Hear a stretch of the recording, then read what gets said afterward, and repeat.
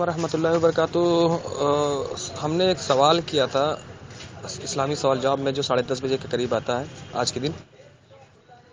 وہ سوال یہ تھا کہ اس میں جنازے کے دوران جو ہے جب کھڑے ہوا جاتا ہے تو اس میں منع کیا جاتا ہے کہ ابو داؤد ترمذی کے حوالے سے کہ اس میں اللہ کے رسول نے منع کیا ہے۔ اس کے بارے میں بتائیں، اگر یہ سوال جواب کا گروپ نہیں ہے یا نمبر نہیں ہے تو ہمیں نمبر دے دیجیے، جزاک اللہ خیر۔ یہ ہمارے ایک بھائی ہیں جو یہ پوچھ رہے ہیں کہ انہوں نے جنازہ دیکھ کر کھڑے ہونے سے متعلق کوئی سوال کیا تھا، تو کوئی روایت ان کے سامنے پیش کی جا رہی ہے یا انہوں نے پڑھی ہے کہ جس میں اس سے منع کیا گیا۔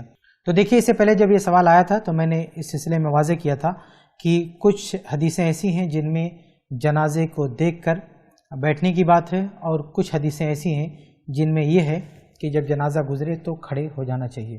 لیکن آپ کے سامنے واضح کیا گیا تھا کہ جنازہ دیکھ کر کھڑے ہونے والی جو احادیث ہیں وہ منسوخ ہیں، یعنی یہ حکم آپ صلی اللہ علیہ وسلم نے پہلے دیا تھا کہ جب جنازہ دیکھو تو کھڑے ہو جاؤ، تو یہ پہلے کا حکم ہے، یہ منسوخ ہو چکا ہے۔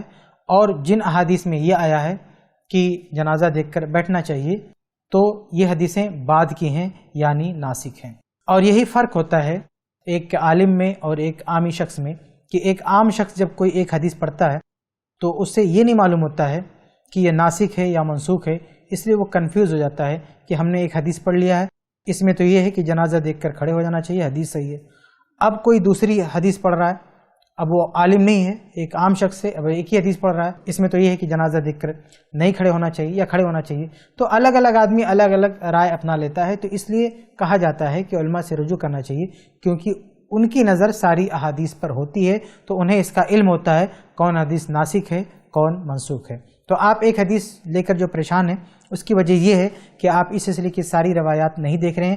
آپ ساری روایات دیکھیں تو آپ کو معلوم ہوگا کہ یہ ساری روایات، دونوں طرح کی روایات صحیح ہیں، لیکن ایک طرح کی روایات ناسخ ہیں اور ایک طرح کی روایات منسوخ ہیں۔ اس لیے ان روایات میں کوئی ٹکراؤ نہیں ہے، کوئی تضاد نہیں ہے۔